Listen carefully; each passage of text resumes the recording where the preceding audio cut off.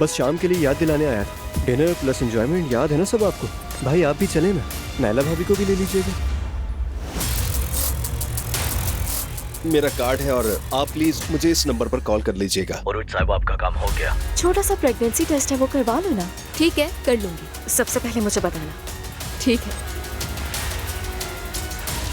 यहाँ आने के लिए बहुत शुक्रिया उमर, फिर मिलते हैं। ज़ैनब साहब यहाँ क्या कर रही नाला? मुस्तफा, आज रात जिस चीज की कमी थी वो पूरी होने वाली है।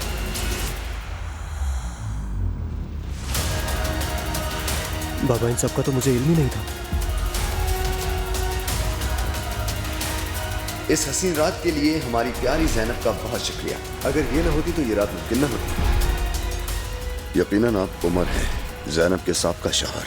साबिक नहीं, अब भी शौहर उसका।